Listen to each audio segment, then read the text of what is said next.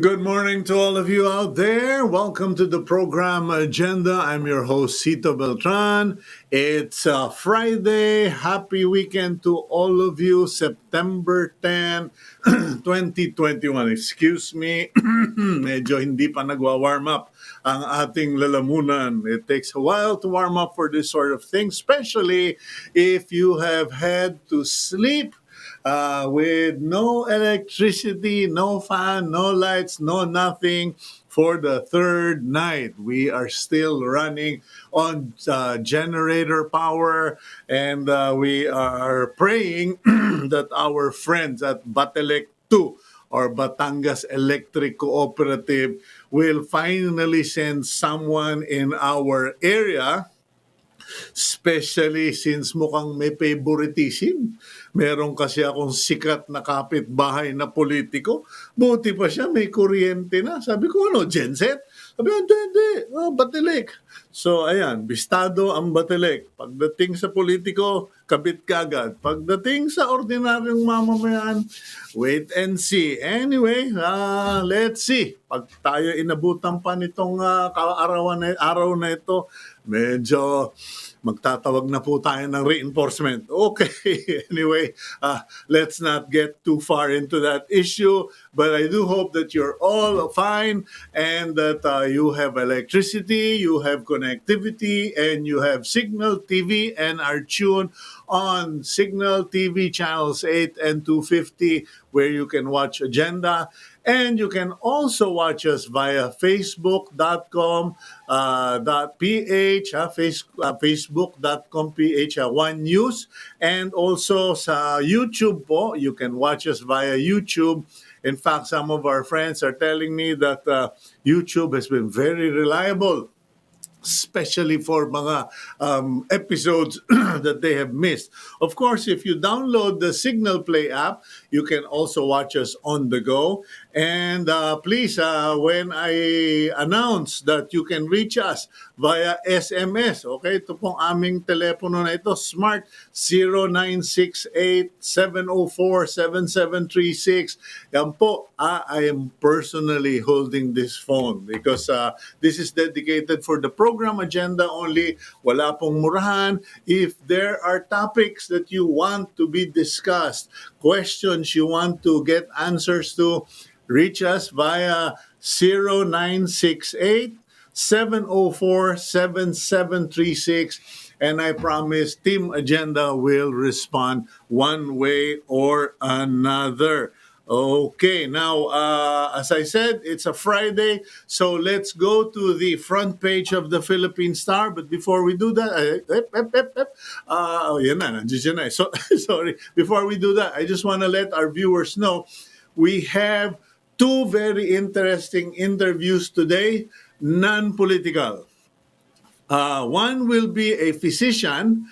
First one will be a physician, a specialist of geriatric medicine. Ngayon, kung hindi nyo alam yung geriatric medicine, hindi po yung generic, okay? Hindi naman po yung pediatric, geriatric, para po sa mga matatanda. Because many of my friends have been telling me, Cito, what am I going to do about my elderly mother? She is in the house, she's not active. What do I do with our father who wants to go out, etc., etc.? And of course, other ailments that elderly people have, and a lot of their younger children don't know what to do. So makinig po kayo, and we will try to get into this field. And then after that, we will be bringing in one of my friends. He is a, well, ewan ko, parang professor yata siya, but he is an expert by my estimation. He is an expert, a go-to guy.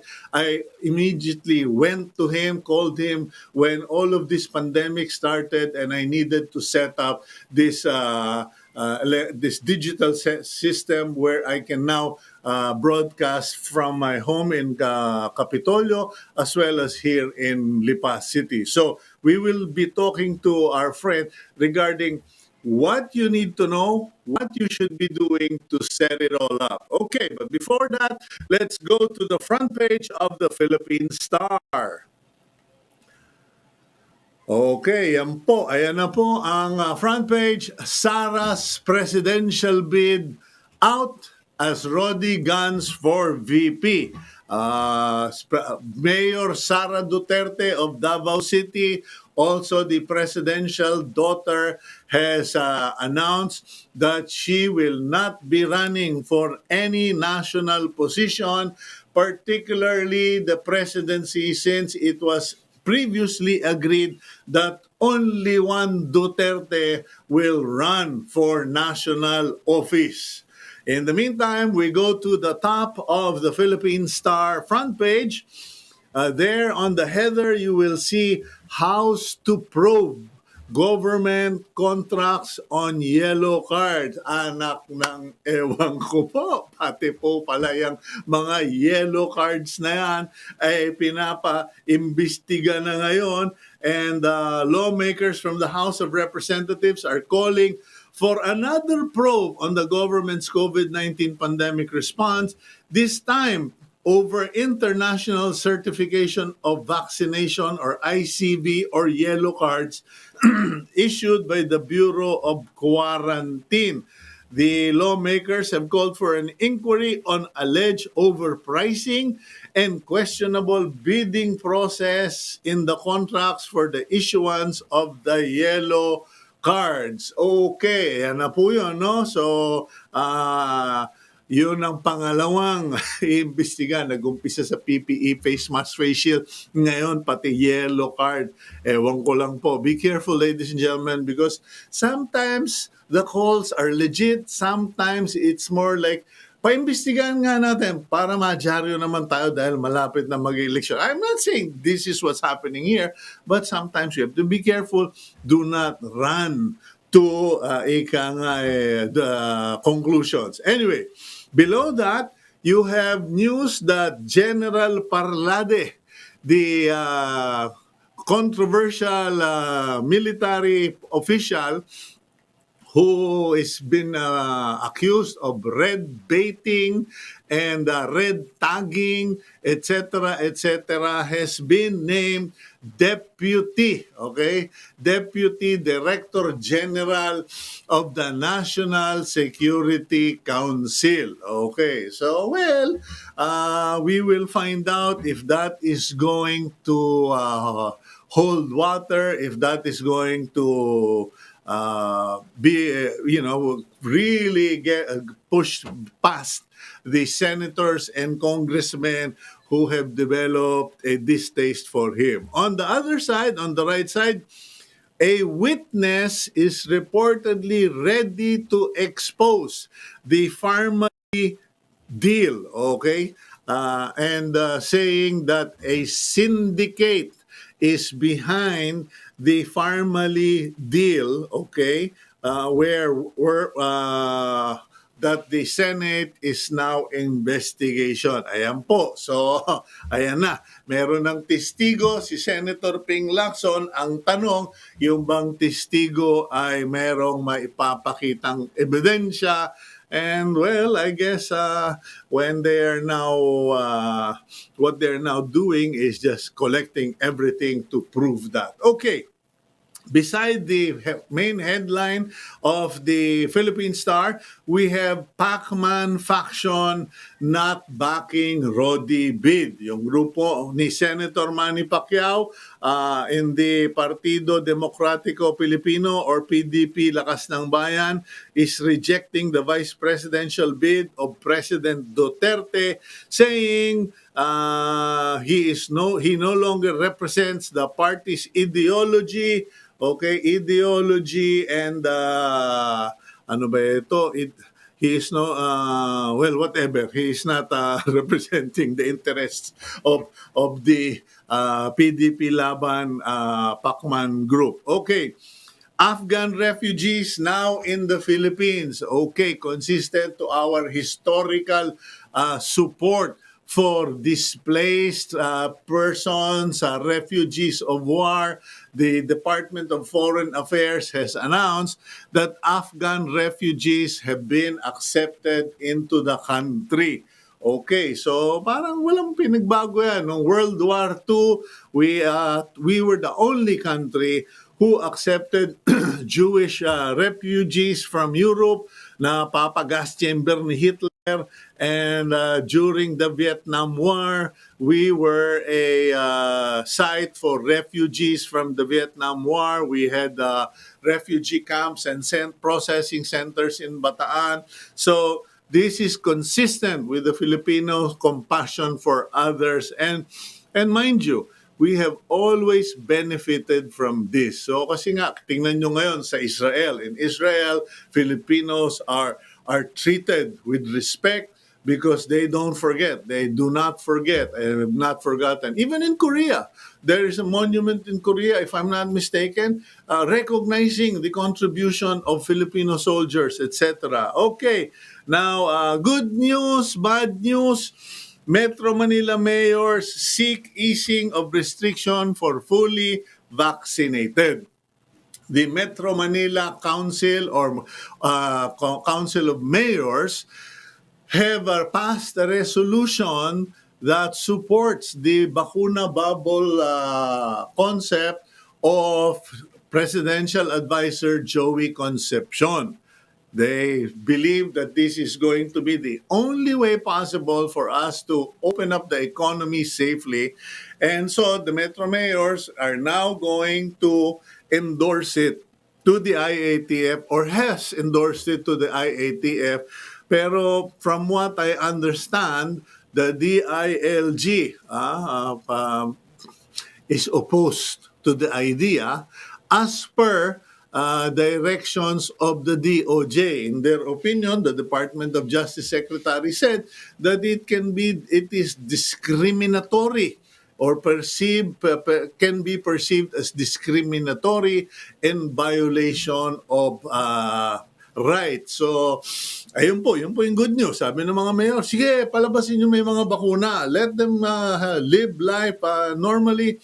And now the DILG siya, teka, ang problema yung sa DILG, with all due respect, medyo sila yung mga teka. Okay, now another good news of sorts. Good news if you're one of them.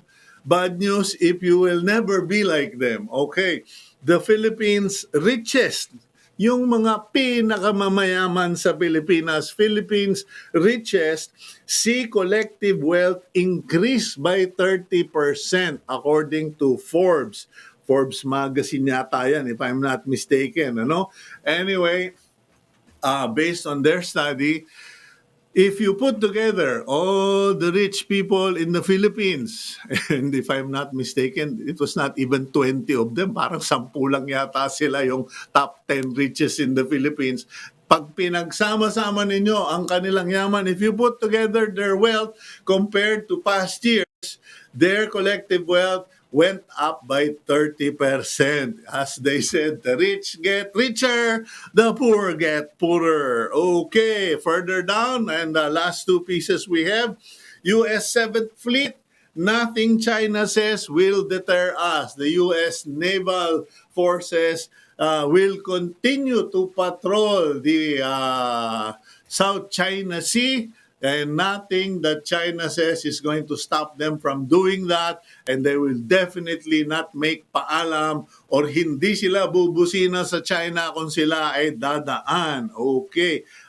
Beside all of that, ironically, below the story about the richest getting richer, ayun po, Coast Guard photos na nagre-rescue na mga tinamaan ng Typhoon Jolina hanggang Bewang. But in fairness to our top 10 richest, I think at least maybe 40 to 60% of the richest top 10 people in the Philippines, most of them, all of them, gave so much money in the last year, particularly, or year and a half, fighting COVID, giving free alcohol, free food, buying bakuna, buying testing equipments, etc., etc.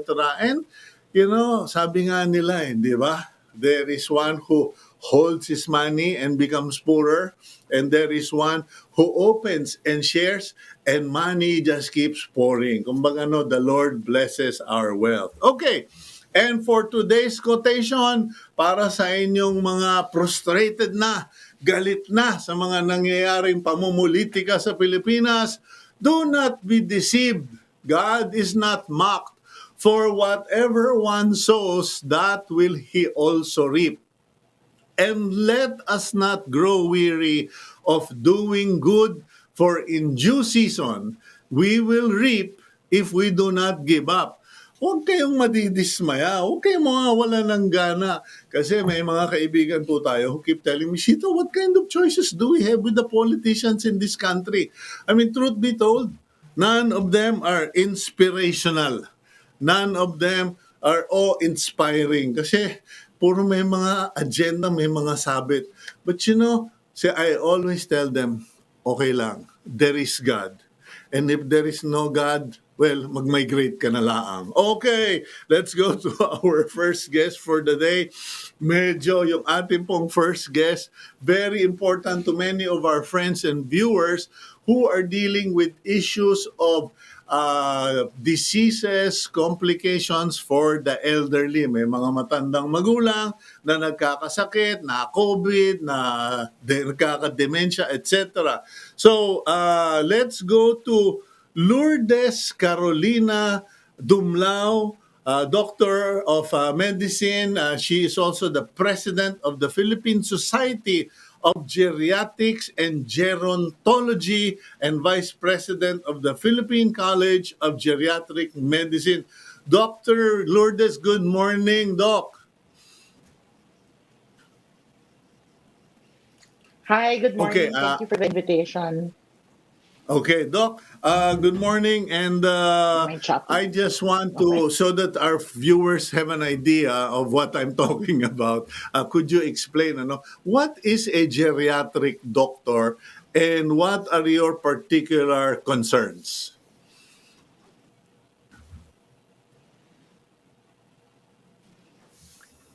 So, a geriatric doctor.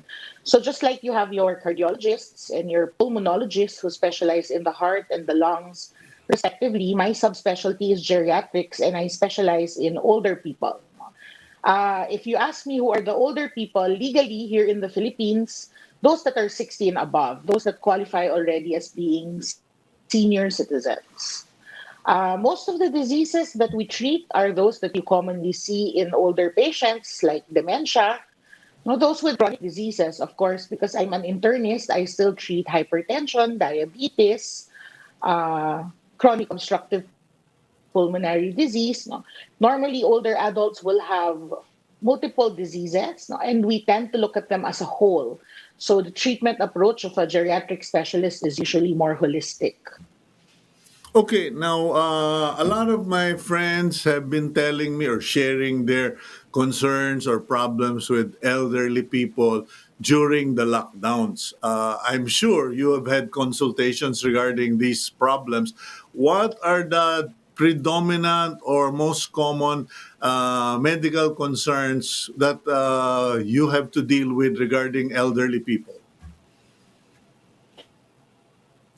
If we're specific for the pandemic, the most common is really those patients with dementia whose dementia have progressed because of the social isolation. Of course, we know that physical distancing works, but if we physically distance them and we tell them to stay at home, they become socially isolated, and that worsens their death. Other problem is the loss of personality because they're allowed to move around and are stuck inside the house. Now, there are a lot of things that normally do, they suddenly cannot do. And as you age, more that you are not allowed to do things, more that also forget, especially when you move around. So I've seen a lot of older patients physically weaker simply because of the pandemic. And of course, the usual causes of consults, which is to follow up regarding their chronic diseases like the hypertension, the diabetes, and they're not able to go to the hospital for their checkups, to do their laboratories. Even prescription medications were difficult to access in the early days of the pandemic.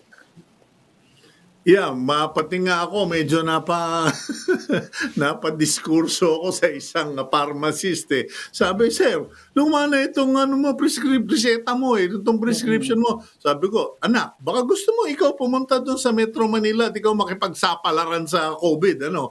Ah, anyway, doctor, so you mentioned dementia. And a lot of people just treat it, ulyani na, she's getting old. But people don't seem to understand that it can really go downhill so fast, especially with no social contact and, as you pointed out, no physical activity. What can we do with parents? Kasi ako, alam mo, sinabi ko sa mga kaibigan ko, turuan mong magmajong, turuan mong mag-crossword puzzle o kaya mag-jigsaw, yung jigsaw puzzle. Hayaan mo kahit mali-mali para yung utak gumagalaw. Well, first of all, I want to reiterate that dementia is not a normal part of aging. Mhm. Okay? Being forgetful and having dementia are two different things.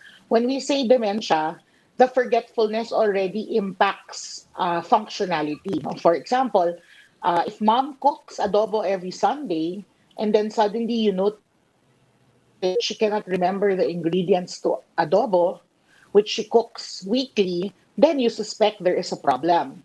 But if it's the type of forgetfulness where she can't remember where she put her glasses, no, but an hour or 2 hours later, she will remember that she left it on top of the car when she went out to get something by the gate, or something similar to that. Those are two different things. But for patients who are starting to become forgetful, we tell them that they should develop a routine.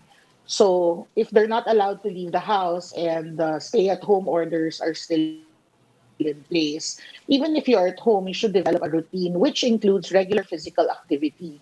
Even if it's just walking around your living room or walking around your garage, or if they're a little bit more techy, they can follow videos on YouTube. I heard you say earlier that YouTube has become very useful, and that's true even for my geriatric patients. Because as long as they know how to look for the exercise videos, there are even exercise videos tailored for older patients and even for those patients who have very limited mobility. Okay, so that's for dementia. Now, I did some reading regarding geriatric medicine and problems. I was surprised that what was number one cause of concern were falls, yung mga nadadapa, nadudulas, or people sleeping in the bathroom, falling in the stairs. Uh, can you explain this, Dr. Lourdes? So this is a vicious cycle kasi, no? Like I said earlier, older patients have a tendency to also have less appetite. And most of the time, we don't really notice it until they have lost a significant amount of weight. Physiologically, as you get older, there are also changes in your sense of taste. So food can start to become bitter or bland. No? Sometimes you see older patients na ang dami-dami ng patis or toyo, pero they still cannot taste that it's very salty. Also, they Guilty. become more, yeah. Also, they become more picky with what they eat. No? One of the primary things we always check is also teeth.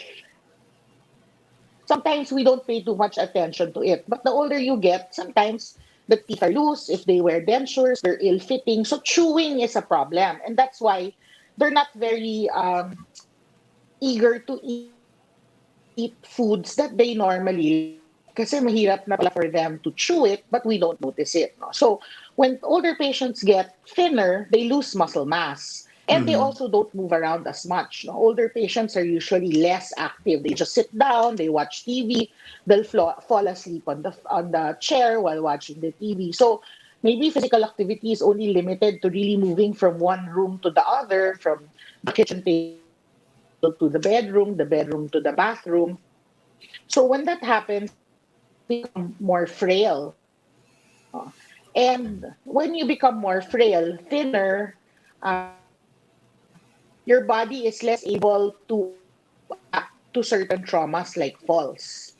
So even a small fall, like once, like if I were If you were in your 20s, kahit mahulog ka sa hagdan, you walk away. But an older person can just walk down 2 steps, fall, and sustain a fracture already. No? Because there's less fat and muscle mass to absorb the shock of the fall, and the bones are also thinner or less dense. So they're more brittle, which predisposes the bones to break more easily. Okay, now, so falls are a consequence of inactivity, diet, aging, and Diet. also Yeah. yung vision daw. Yeah, kasi aside second to mga falls, the second most the second problem involving elderly are vision problems. Parang nagpapatong-patong. Yes, well, vision problems because you know that the older you are, the more opaque your lenses become. Kaya nagkaka-cataracts. You rarely see cataracts in 20 or 30-year-olds. Cataracts really occur when you're in your 70s and 80s. And that's because the lenses of your eyes become more opaque. So it causes some visual disturbances. No? And so a lot of times, this can also cause falls. But in reality, most falls happen at home. They don't even happen outside of the house, and that's because we're so used to the the layout of our house that we're not as careful. So vision plays a role definitely, but it's really more in terms of the muscle mass and also the coordination and the reflex time. As you get older, your reflex also becomes slower. Okay, Dr. Dumlao, I got the impression while reading up on this that geriatric doctors are more of management specialists. Parang you manage the lifestyle of your patients. In fact, some to the extent of finding out what is the condition at home. You mentioned falls in the Yeah. bathroom, in the stairs, etc. Parang ang trabaho yata, some of your colleagues go that far to find out what are the potential hazards in the path of the elderly patient. Plus, you mentioned nga, dental care, vision care, and of course, yung kanilang lifestyle. Yeah, so we're almost like social workers, case managers, no? Like I said earlier, we look at a patient from a holistic approach Mm-hmm. because everything is interrelated. So we not only look at the health, we also look at social support, financial capabilities, house layout. Do they live alone? Do they live with family? How much assistance do they need? How much assistance do they actually get? Access to food, access to medicines. Because even if a patient sees us in the clinic and we give him a prescription, if this patient has no capability to buy the medicines or to even get to the drugstore to buy the medicines, then we don't really solve anything. No?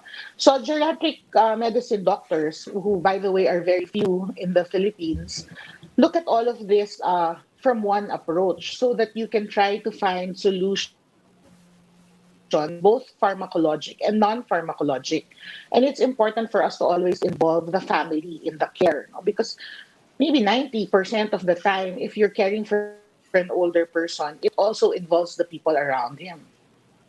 Okay, Dr. I'm sure if Dumlao, you go to the doctor, you go by yourself, could you right? repeat If that, you go please? to your doctor, you go for a checkup. Do you go by yourself? Yeah, normally. When your mom I goes get to the myself doctor for a I get when your myself mom goes to the operated. doctor I go to the hospital by myself. I get myself by yourself. operated because I have a European wife who has converted me na mag-solo ka dyan. Anyway, Dr. Dumlao, a Okay, but quick, let's say if yeah, go ahead, go ahead. go ahead. Uh, No, my example is just if your mom needs to go to the doctor, you're not going to send her by herself, right? You're either going to go with her or make sure that another family member or at the very least a caregiver will go with her. So older patients very rarely come to our clinic by themselves. That's mhm. actually a rarity. Most of them will come with an entire barangay, anak, apo, in-law, kasama yan lahat. Yeah, well, that's good culturally, but I was talking about all of this with my wife this morning, and she was one. Well, she raised the question. Uh, People in the Philippines tend to baby the elderly or to spoil the elderly to the point that they become incompetent. Kasi parang pati pagsusuklay, ginagawa na ng yaya, pagbibihis, ginagawa na ng yaya, to the point that, eventually they become weaker and weaker because they're not allowed or encouraged to do things for themselves. Unlike in Western countries, my father-in-law was, I think, 86. He lived up to 86, and it was past 80 when he checked himself into a house for the elderly. That's true, and we try to discourage that. In fact, the World Health Organization defines healthy aging not as the absence of diseases, but healthy aging is actually, in spite of having diseases, that they should be well controlled. So if you have hypertension or diabetes, it's well controlled and still continuing to be functional, independent, and active. So the goal of geriatric medicine doctors is actually to keep our older patients as active and as functionally independent as possible. But culturally, that is true, not only Filipinos, but Asians in general, because we have a lot of respect for our elders. No? We tend to baby them, and we have this mindset that as they grow old, it is our responsibility now to take care of them the same way that they took care of us growing up. Okay, so we should encourage them to be more active. What are the top three dangerous areas? Kasi, I keep hearing about overdoses.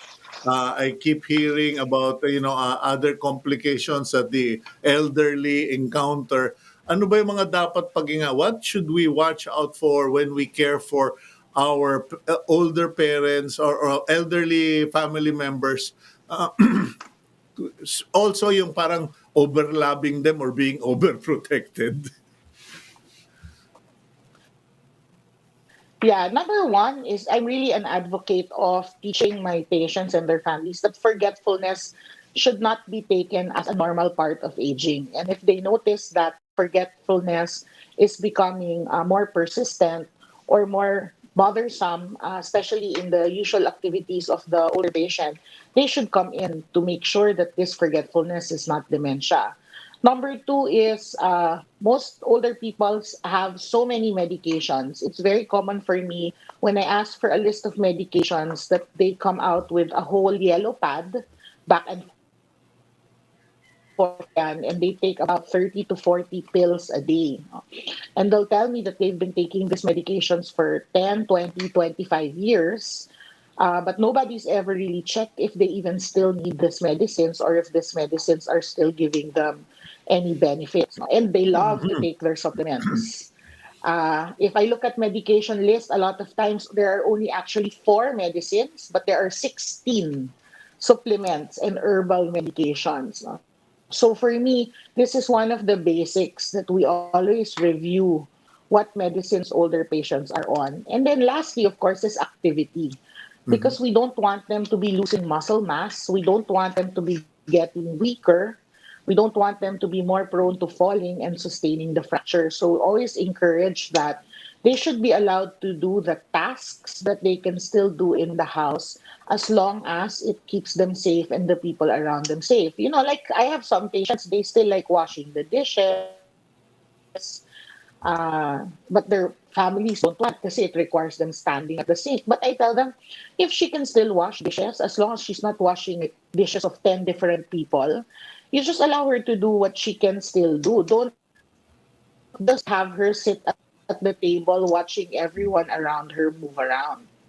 Okay. Dr. Dumlao, is geriatric medicine consultations expensive? Kasi first you said kokonti lang kayo, there are very few geriatric specialists.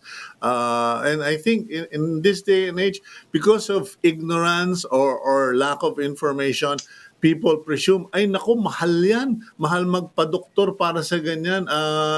Is it any different from consulting for asthma or whatever? I think we generally charge the same as all other doctors. And in fact, we probably, at the end of the day, charge cheaper than them because a geriatric consult will take longer than most consults. No? Mhm. The standard geriatric consult is about 30 minutes because usually they have so many issues. And like I said, they come as a whole barangay, even if it's teleconsult. If I have a Zoom teleconsult, I will have relatives from all over the world logging into the Zoom call because everyone wants to know what's going on. So it Baka takes baka longer raw than usual. baka raw matanggal sila sa mana eh. Kasi kung high blood lang yan, you go to your doctor, he checks your BP, maganda your BP, he gives you a refill and you're out of the door. But it's not that way for us. Because for us, we check on everything. How are you eating? How are you sleeping? What are you doing? Who is with you at home? Who helps you do things? So the geriatric consult is actually very comprehensive. Okay, well, Dr. Dumlao, this has been a very informative and refreshing interview kasi hindi siya, you don't need to be an astronaut to understand it. But again, we will, I hope you don't mind, but we will call back on you. We will teleconsult with you again kasi ang dami natin kailangan maintindihan because a lot of people, you are correct, we spoil our lolos, lolas, and parents, and then the thing about medicine, too many medicines.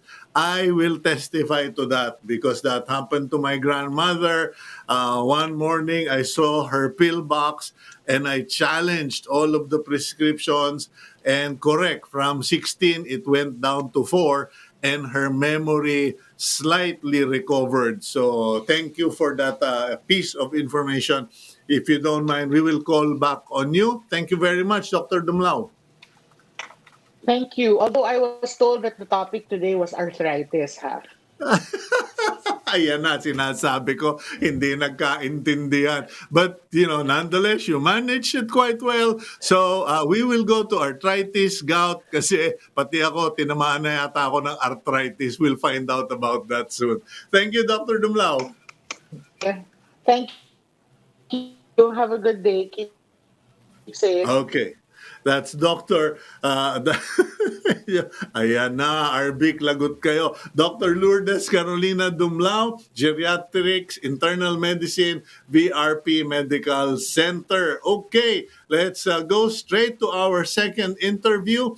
We have with us the owner and creative director of Sound Idea Communications, a multimedia producer, as well as a motoring journalist for over 18 years. My friend Ardie Lopez, digital lead for Mobility Philippines. Ardie, good morning. Good morning, Kuya Cito. How you doing?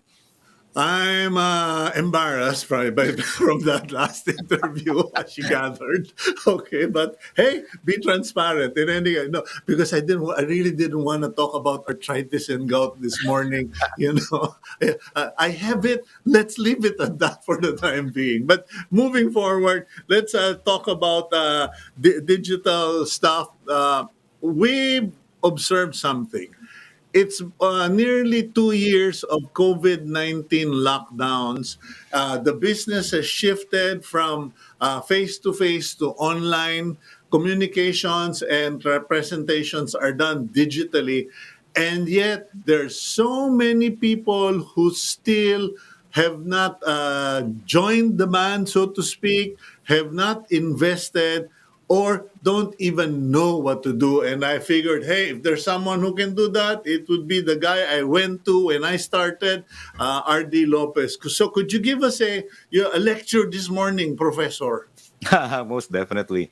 Well, because of this pandemic, the digital setup has become our basically a window to the world. No, it's become so necessary for every aspect of our lives right now, since we are told to stay at home for our own safety.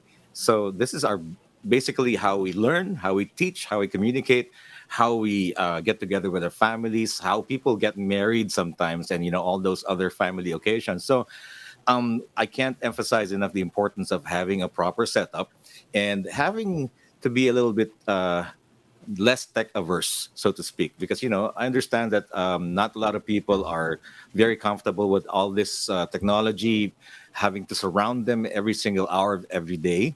But we're humans, so we need to evolve and adapt based on our situation. And I guess if you really observe yourself, no, if there's something you need to learn, like for example, a game or figuring out how Netflix works, for example, or your cable box, etc., your VCR, sorry, old term, but you get to learn it when you really need to, and when you apply yourself onto it, matututunan mo siya. So I guess it's very important nowadays to take care of what our window is to the world.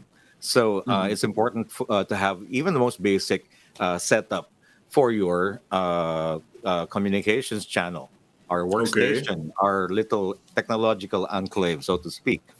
So I guess the most basic would be your phone, right? Your laptop, etc.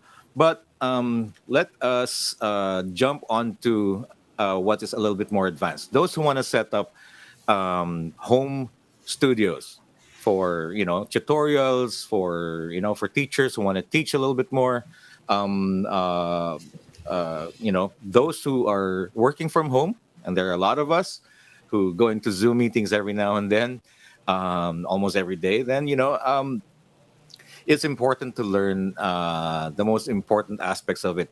First and foremost, the internet connection.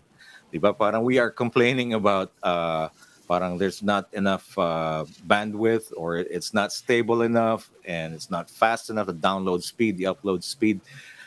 I think the most important aspect would be should it be fast enough to be able to communicate freely like this without any lag, without stuttering, without the video cutting out, without the audio, stuttering every now and then. So um, we should rely on a solid internet connection. And of course, I understand that everybody's using Wi-Fi from home, diba?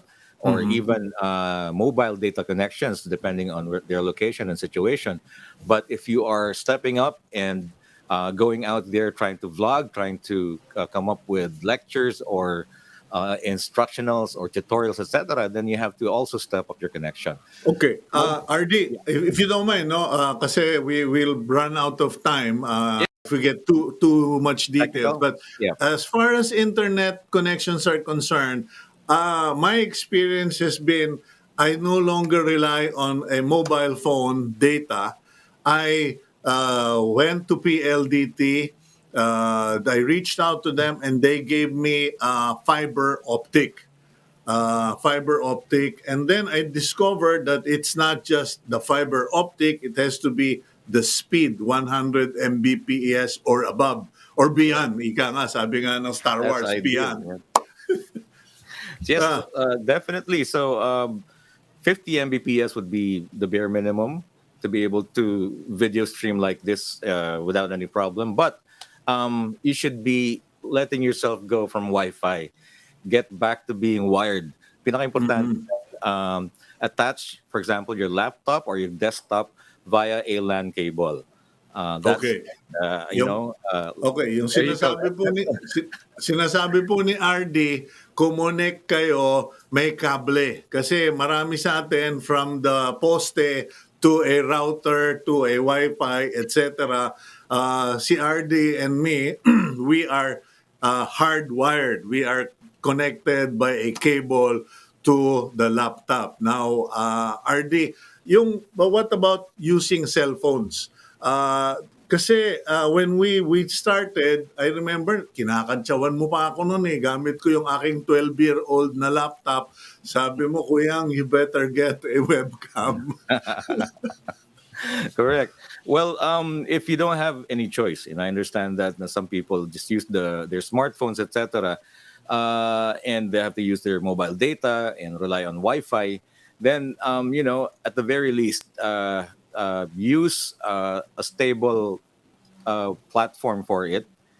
position it where it will not be moving around. So parang it's very important to also look professional in that same sense. No? So kung gagalaw-galaw yung cellphone yun, is unstable, then that would not be very nice visually.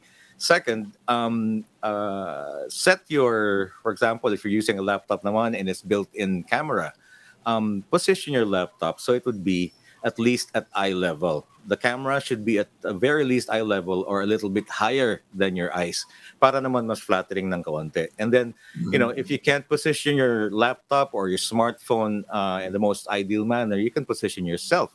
All you can do actually is move to the left, move to the right to center it, and voila, it's a big improvement, di ba? Okay. And then, lighting.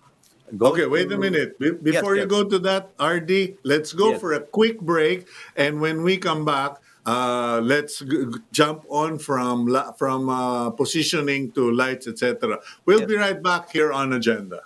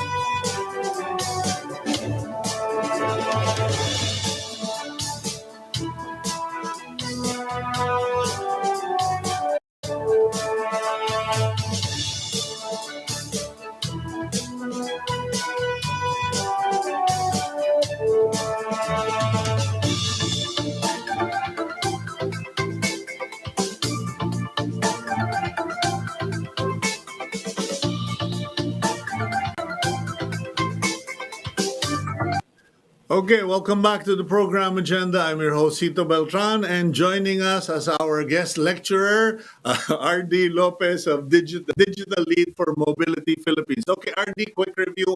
No matter how many millions you invest on your equipment, if your internet service and speed sucks, it's all useless. So first, Exactly. invest on good internet service.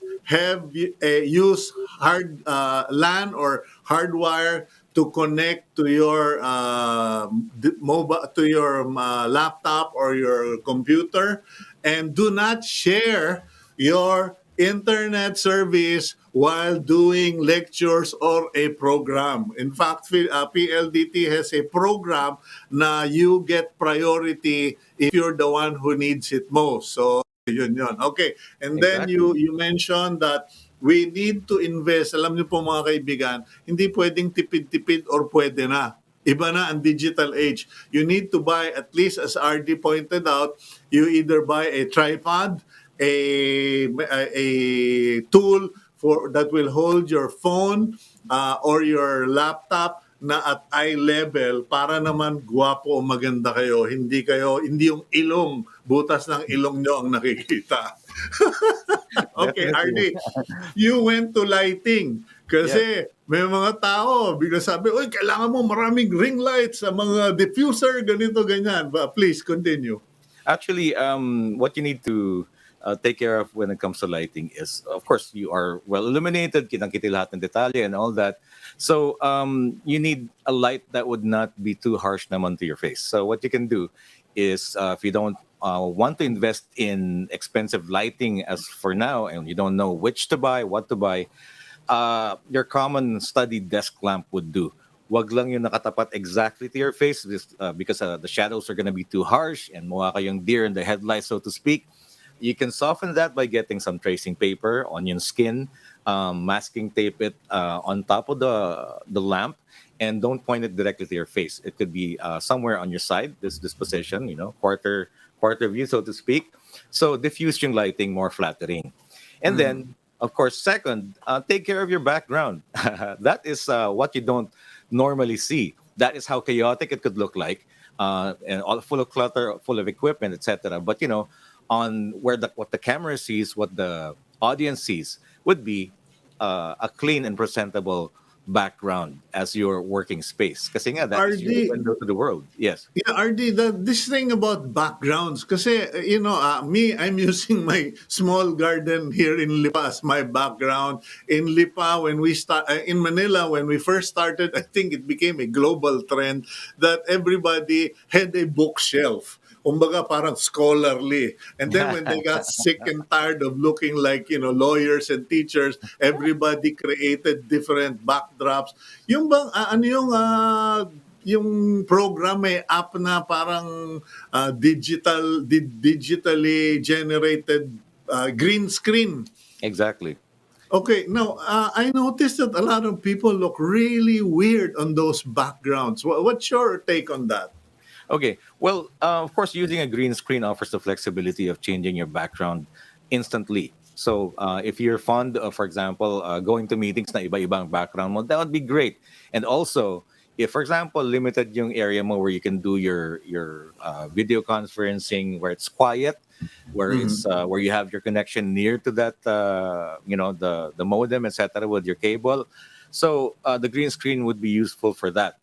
But people need to learn to light it properly. Because if you need to light your green screen evenly, that is how it's going to cut you out properly to change the background to whatever you want to replace it with automatically. Yeah. Okay, So so yung it's not as easy as making pindot-pindot exactly. for green screen. Tas voila, okay ka na. Yeah. Apparently, may lighting pa rin issues yung green A screen little na bit. yan. A little bit. Kasi nga, if Zoom does it for you automatically, syempre, those who are not properly lit or very, for example, inadequately lit, may kita mo they're missing limbs. they're missing weird outlines on their head, di ba? So, Yeah. that means because the shadows are, so Zoom is having a hard time automatically removing your background. Now, if you properly light your green screen, which is what people do when they shoot in studios, or invest a little bit more and learn it before using it, then you can automatically, cleanly cut you out from the background, and that would look I nice. think I think the important word that you mentioned is learn and check it out first, because Yes. here, even in this small sound studio, it's an 8 by 8 studio. Akala ko okay na eh. And then I did an afternoon program, lecture, and suddenly I forgot all about the sun setting. So medyo biglang Naging anino. shing. And then another morning, I had the car parked in the wrong way. And when the sun rose, I had sunburn on the other side. There you go. So you need to learn lighting in relation to green screens. That's right. And that's why Okay. also other people just use, for example, yours is a nice background because it's sort of like, breathes. You're not locked up in a concrete box, so to speak. But, most people, if they get to do it in a bedroom, for example, and you don't want to use a green screen, then at least find a spot that you can fix so that can be your regular background. Para hindi naman siya mukhang bahay, di ba? Or for example, the personal stuff that they see, nakasampay pa yung, for example, somebody's underwear somewhere, di ba? Or where you sleep. A little bit too personal. Yeah. I've seen a couple of people do that. I mean, not to fault them or anything, but I guess just not realizing that if you are undertaking or doing a professional presentation or an interview, the last thing you want is for people to see your bed. It doesn't make sense. Yes. Okay, so always pay attention to the background. Ngayon, in terms of cameras and microphones, not everybody needs a professional camera or a mic, but I found it funny and interesting, because when I searched out, when you gave me tips many months ago or a year ago, you told me just get a good mic. And I am buff as far as brands go, and I went for a good mic. I didn't realize how good it was. It really filters. Does it really make a big difference for just the regular user? Yes, most definitely, because it makes you sound more professional. If you're using the built-in microphone of your laptop, for example, or the built-in microphone of your phone, then it will try to pick up everything else around you. So it does not really isolate your voice properly. So may ririnig yung Mhm. mga tumatahol ng kapitbahay, tricycle sa kalye, di ba, medyo nag-aaway dun sa kabilang kanto. So it is getting a microphone, like for example, this one, which is not exactly that expensive. It sort of like just picks up everything that is within about a meter around it. So, I di ba? didn't know, RD, I didn't know that. Mga kaibigan, totoo po yung sabi ni RD. What he's saying is really true because even when I bought my microphone, my biggest fear, because I'm located here in Lipa, we are located in ground zero of Sabongeros. There must be over 10,000 chickens in this Oh my community. goodness. That was my biggest concern. That's why we carpeted this sound booth. And I said, lalabas pa rin, lulusot pa rin yung tilaok ng mga manok. But it doesn't. And you're right, a professional microphone, hindi naman po ito mil de mil, ilang libo lang. Mga banda, yung sa akin, 11,000. Pero, when you think about it, this is my job. This is where Yes. I earn a living. We need to invest. Now, Ardy, may request dito. Yes. Baka naman, sir, pwedeng mag-show and tell si Professor Ardy. Can you just give us a sweep of what you have, or well, we can see your microphone there. Okay. All right. So the most basic thing.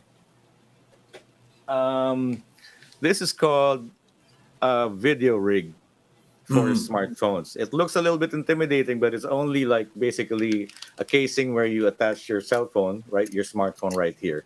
Now this can be your webcam, and if especially if you're live streaming, doing a live video broadcast, this is necessary. Now, this on top of it is what you call a shotgun microphone. Bakit? Kasi mukha siyang shotgun na protruding from. Now you can attach it via this socket, this Yeah. plug that plugs directly into your phone. Now, this is, I would say, only worth about 1,300 pesos, but it performs fantastically because it only picks up what's in front of it in terms of sound.